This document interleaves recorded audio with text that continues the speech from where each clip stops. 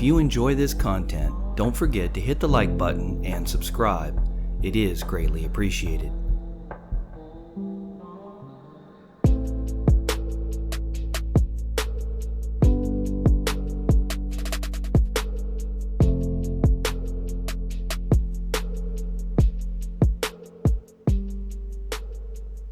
A frequently posed question I've been receiving lately has been, if currencies are not backed by gold, why do countries keep it? Gold has been historically the foundation of wealth for humanity.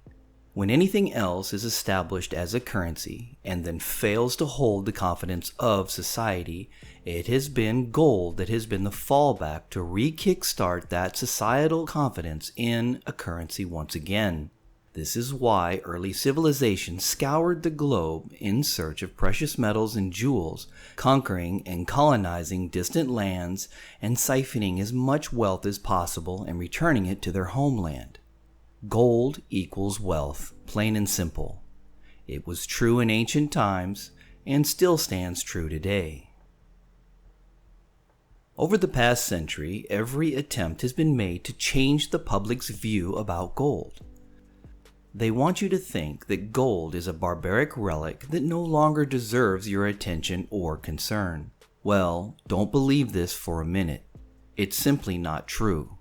The powers that be simply want you to be focused elsewhere while they manipulate markets and maneuver the wealth of the world where they want it to be. Always keep your eye on the wealth, and in this case, it is the gold.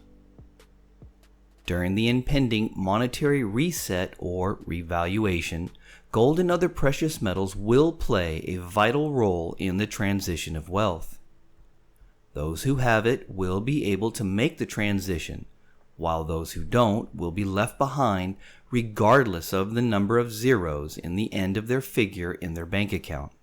It is vitally important that we understand and accept this.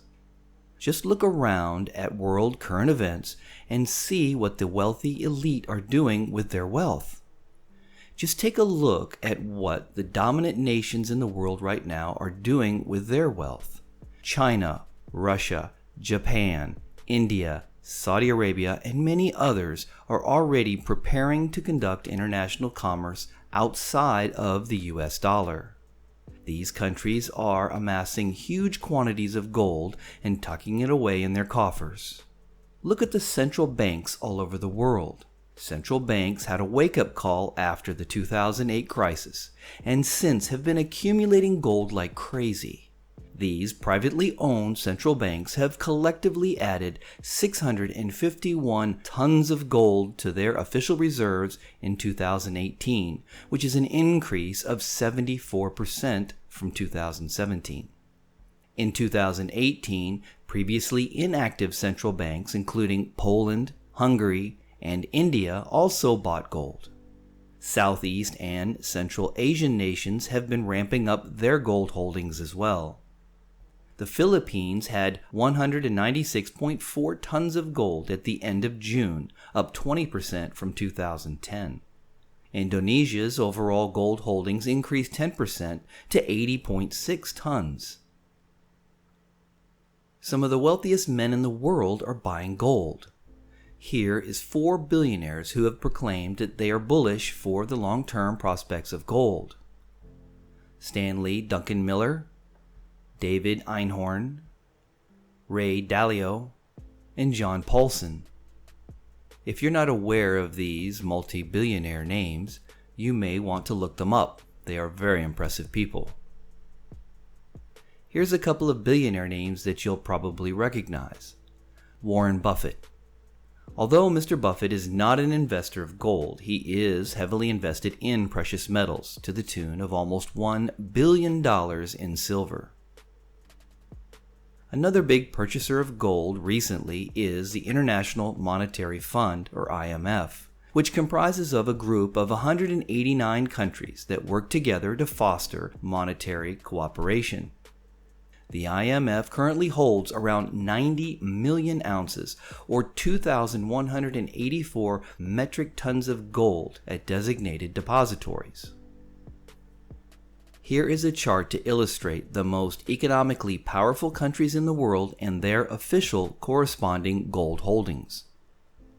There's no surprise that 7 of the 10 top countries holding the largest gold reserves just happen to have one of the top 10 world economies. A country having gold reserves equates to power and influence to develop a dominating world economy. If the confidence in a nation's political or economic stability becomes questioned, gold stands as a safety net to fall back on to reestablish trust and creditworthiness. If a future currency needs to be placed on a gold standard, this could only be achieved if the necessary volume of gold exists within the nation's vaults. Otherwise, the new currency wouldn't foster the confidence required to be accepted in international trade. If the US dollar loses its role as the reserve currency, the US will need its gold reserves to obtain credibility throughout the global markets. If the US has the 8,100 tons of gold reserves that they presently claim that they do, then any devaluation of the current currency or transition to a new national currency should be able to be established with some international stability.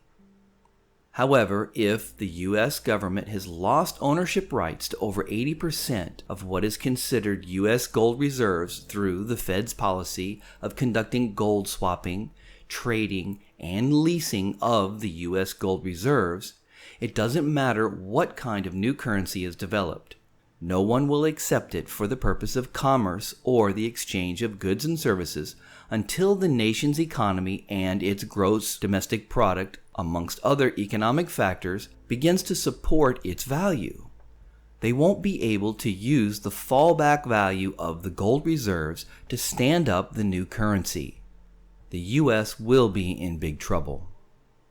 If it turns out that other countries like Russia and China have legitimate gold reserves to back up their respective currencies, their economies will be able to initially thrive during the monetary reset.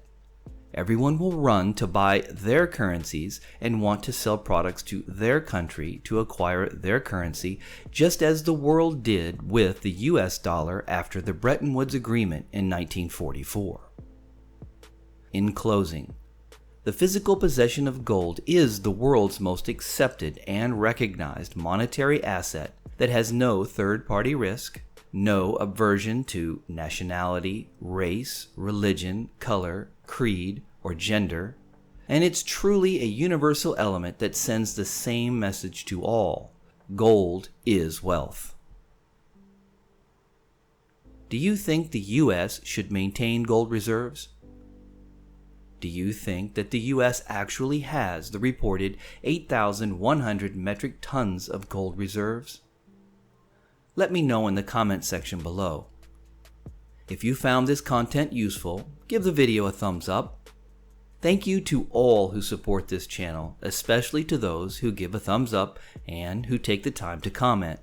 I don't monetize my channel, so your comments and likes are very much appreciated. I want to give a special thanks to those who are the contributing members of the ST66 channel. If you find that the content of this channel is useful and you would like to join the ST66 contributing members by making a donation to the channel, I will leave links in the Show More section below, and it will be greatly appreciated. If you're not yet a subscriber, hit the subscribe button. Then select the notification bell to be notified as soon as I post up new content. And as always, feel free to share this content with all.